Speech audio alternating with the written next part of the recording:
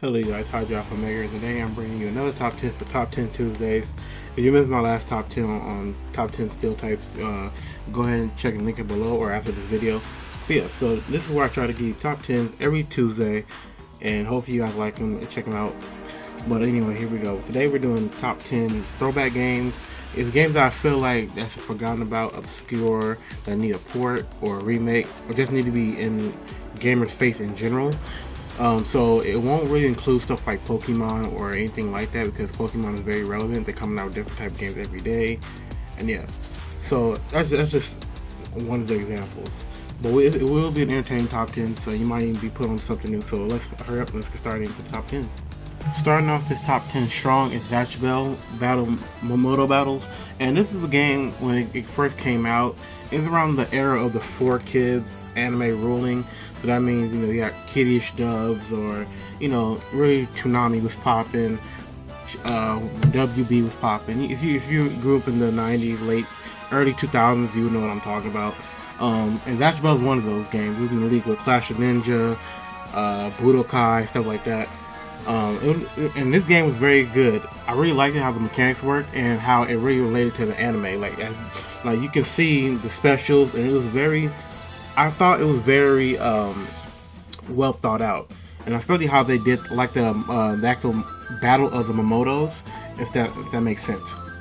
So that's why I'm giving it number 10. It really deserves a resurgence because it was a good anime / manga too, and it need to share some of the light with Naruto, One Piece, and Dragon Ball. If possible, it should be in Jump Force, the new game. That's one of mine. I'll throw a little tidbit in there. So we're gonna move on to number 9 though. So with number 9, we're going to go with Bloody Roar. Now, Bloody Roar was a fun game back in the day. It has like a 4 installment series, I think 5. I'm sorry if I'm wrong, but the concept of the game was a fighting game, and it's like humanoid beasts, if you want to say that. And that don't apply to just animals. That applies to insects. I think demons, something like along those lines too.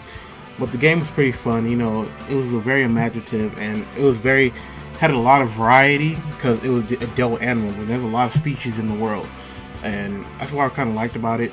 Another thing to note is that I didn't really keep up the story, but it has a real pretty. From what I heard, it has a pretty good story. But but back in the day, I used to just go into the practice, so that's something to note. But I really think they should bring this game back. I think it has a real cult-like following. I could be wrong, but it probably could make more money because games from back in the day, they're technically limited. So imagine what they can do in this generation. So we're gonna go on to number 8 now. Community. Now, when this game came out, it was pretty crazy because this game has I think almost 300 levels in it. But fret not, because the levels are kind of identical in a way. It's really like a survival thing, because the story's about a kid being in an arcade machine, and that's what it that's what it really is, about survival. Because Sega had a lot of gym games I could even make a list of Sega games by themselves that should be remade, but that's another video for a different time. And the game is really about how since he's inside the game, he could change into different players, warriors, you want to call it. So it's like on some Ben 10 type shit, and that's why I really thought the game would make the game fun. And of course, since there's 300 levels, nobody really want to play all that.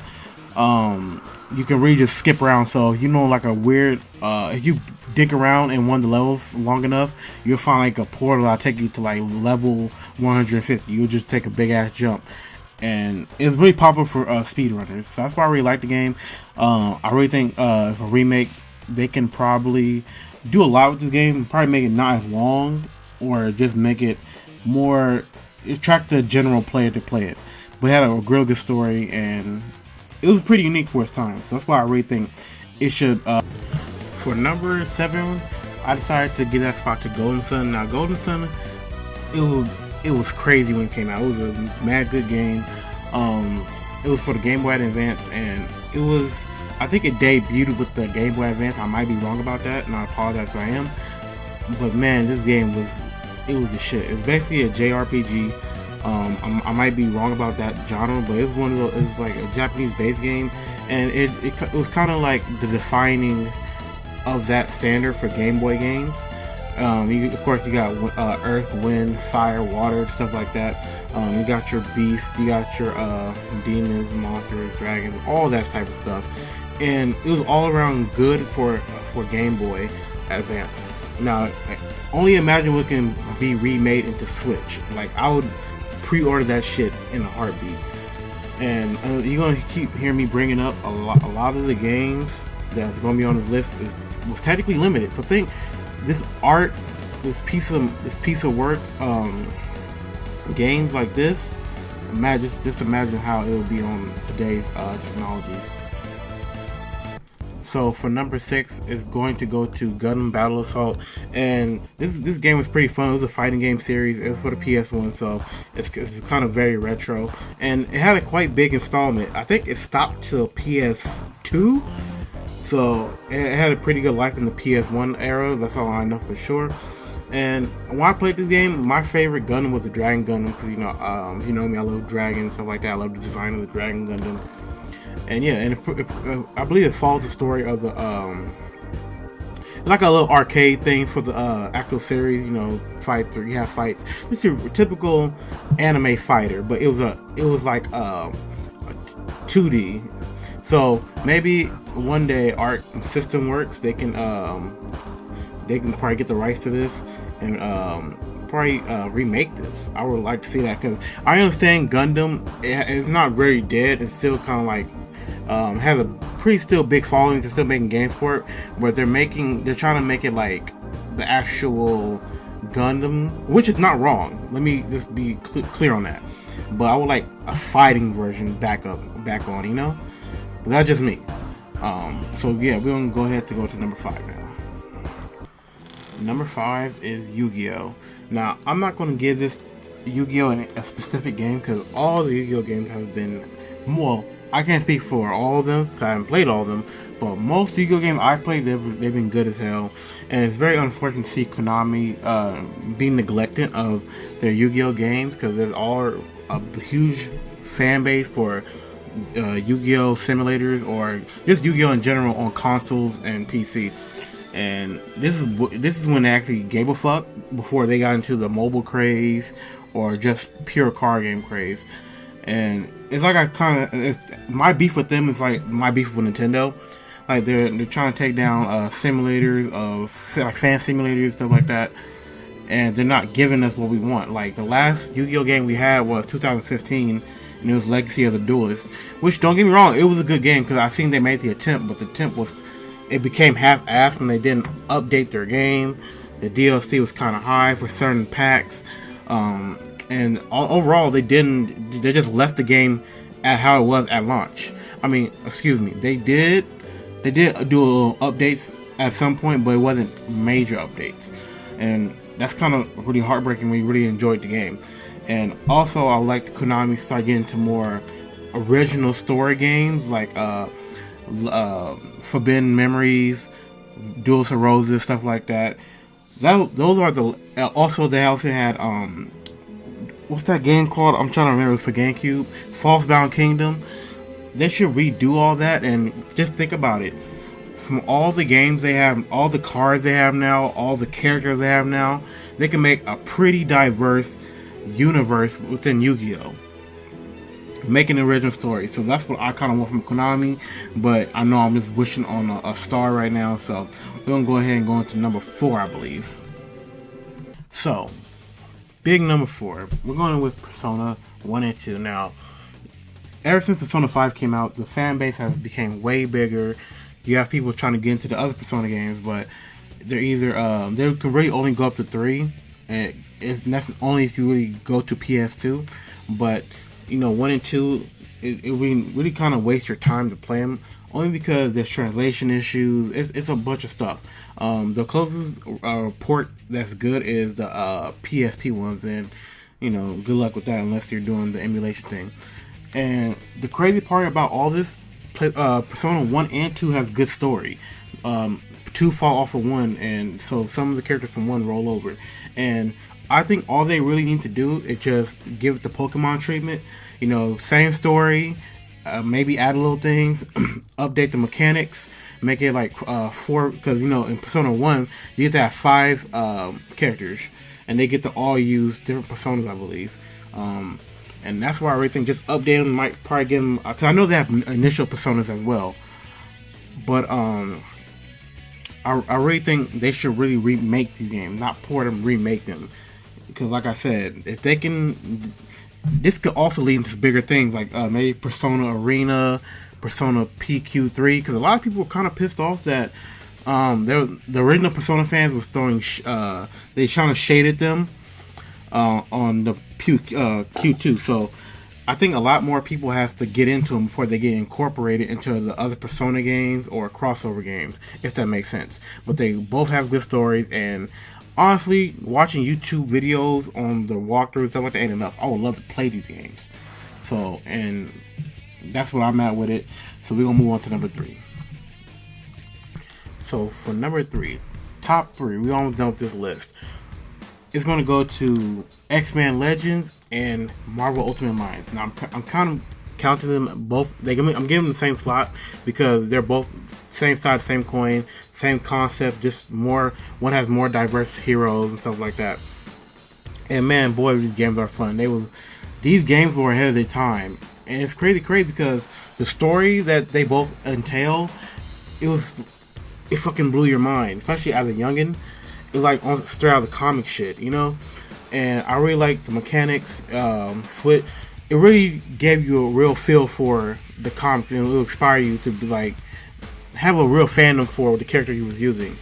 And the good thing about I can't speak for X-Men, but I knew Ultimate Alliance had DLC stuff like that. Now, Ultimate Alliance 2, I wasn't really feeling because how they did the story, but Ultimate Alliance 1, it kind of had like the Thor treatment, if you want to say like that. You know, like how one movie set the bar too high, something like that. So Ultimate Alliance 1 set the bar too high, so that's why I don't give it that much flack.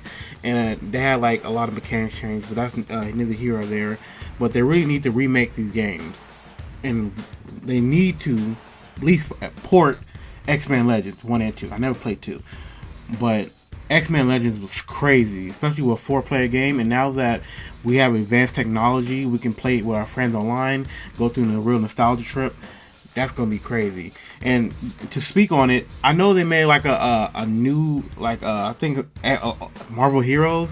I think that's the name, but it was kind of a half-assed attempt from my point of view, because they got DLC to get characters. It's a really online game, and look.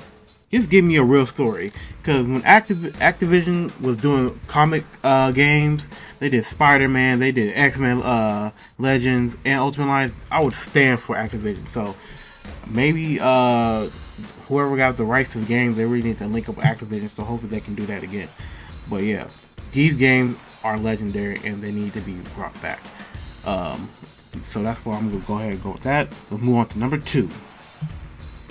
So for number 2 is Banjo-Kazooie. Now this game is going to always have a place in my heart. It was when Rare was really popping, because Rare had Conker's Bad Fur Day, Perfect Dark, all those games, and this game was the one for me, you know. And I really loved it because the writing, the pacing of the game, you know, the mechanics, and all that thing. And it's really sad that Microsoft, they want Banjo-Kazooie in Smash, and of course, a lot of people do, because that's like the logical. That's the only 2 characters that should be in the game over some other characters. But that's a whole other video within itself. But anyway, now I know what people are thinking, and if you're not thinking it, I'm gonna go ahead and say it. Banjo-Kazooie Nuts and Bolts, it wasn't a bad game to me. I know that's controversial, but it should have been a spin-off game. It shouldn't be counted as a main series game. And I think that's where a lot of the confusion came from, or a hatred for the game, is because, you know, it focused around collecting stuff like that, but it kind of focused on too much on customization. So that's really a lot of people's beef was. It wasn't really. They tried to do something new. But yeah, man, we're gonna have to put our silver suit against Microsoft, because they can't keep getting these IPs, and mind you, classic IPs, keep holding them hostage and don't do nothing with them. Like, you got Rare making these bullshit ass Sea of Thieves, man. Nobody wants to play that, man. Give me a Banjo-Kazooie. But yeah, I'm kind of happy they did at least put the game on live with updated textures and stuff like that, so it looks good when you play it, and it's on Game Pass. So if you have an Xbox, you should really check this game out. I really like it, but yeah, they should really update it, because if you really put a new if you give it a fan base resurgence, it has a better chance of being a Smash. You know, it's probably gonna be a Smash. Well, let's be real. But yeah, we'll give it a more relevant feel to it. But yeah. So before we go into number one, we're gonna get into the honorable mentions first. So for the first honorable mention is Time Splitters. Now Time Splitters, the reason why I did not include it in the list because THQ Nordic, they recently just acquired the rights to this game, so it's a very good chance we could be getting this game out on PS4, Xbox 360, Switch, all that type of stuff. And this game was so fucking dope, man. It has so many variety of characters, guns. It was really a time shooter. That's why it's Time Splitters. Now let me explain that. You can fight in the past with old wrestling. You can fight in the future. And the character was crazy. You can fight a bear, undead priest, gingerbread man, squid, all types of shit. Oh, and you can also play as regular humans too. It was real fun. You can have a gunfight in the disco club. That's how crazy it is. And it was just an all-around fun game. This was in a league of its own, and I'm so glad that we're hopefully about to get a port or a remake of this game. I'm so down for it, and I am just beyond happy that we're about to get this classic about to be brought up. I'm sure because companies don't spend money on IPs for no reason, you know. We're gonna get to the next honorable mention now. Honorable mention number 2 is going to go to Donkey Kong 64. Now, me personally, I haven't felt like there was a real Donkey Kong game since Donkey Kong 64, and I know Tropical Freeze is out, stuff like that, but let's be real, it's not to me, it's not like a real fun Donkey Kong game. It's like, that's just me. I can't really explain it, because this game set the bar so high, and like I said in with Banjo-Kazooie, it was in that era too. This is made by Rare. And everybody really feels like on the same page where Nintendo dropped the ball when they let Microsoft acquire Rare. Because Rare made so many good games for Nintendo at the time, and the games have not been the same since. Like, even Yoshi has more releases than Donkey Kong. Now, Donkey Kong Jungle Beat, yeah, that was out, but it wasn't really impactful. It was kind of gimmicky when it came out, so that's why, me personally, I didn't buy into it. But this game was so fun. Like, it followed the blueprint of Banjo-Kazooie, and it had an introduction of more Kongs. So just think about how they can incorporate those Kongs with the same with more Donkey Kong installments. But yeah, that's kind of my grief with the whole Donkey Kong situation. I feel like there haven't been enough love for Donkey Kong, which is kind of sad. But you know, Nintendo's gonna be Nintendo. But let's get on to the final honorable mention. So the final honorable mention is going to go to Tales of Symphonia, and the reason why I didn't make the list is because it already kind of had an updated port, and knowing Bandai Namco, they might incorporate like another good port of it. But if possible, I would like a remake of this game. This game is pretty long. When it came out on GameCube, it was a double disc because it came out on PS2 in Japan and GameCube in America. But yeah, it was a double disc, and this game was so fun. Like, I remember I bought one disc separately, and I'm like, if I don't buy the other disc, I'm going to lose my mind. That's how good the game was. And it deals with the elements like light, water, dark, fire, and earth, wind, fire, all that stuff. Monsters, demons, and the story really stuck with me from most of the Tales games. Like, it resonates with you because it comes off like real life. Like, it's an unfair world where you feel like it shouldn't be like that, but that's what it is. That's why it was very memorable for me in my young youth when I was playing it. So I really hope they Bandai Namco port it for PS4 or just remake it in general. Because yes, I will give my money to Bandai Namco a third time over this game, and I'll probably give them. if they all they gotta do is keep reselling me in this game, and I'm gonna buy it. That's how much I love it. And now we're gonna go into the #1 game on my list. So our #1 pick is going to be Legend of the Dragoon, and this game came out for PS4, and this is like my first JRPG ever. It was really fun, and I'm sorry again if I'm incorrecting that genre improperly, because I know somebody might comment that, but this game set the bar for me high, and that's what actually got me into a lot of games like Persona, Tales games. It just because I knew that's what I like. You have elements, dragons.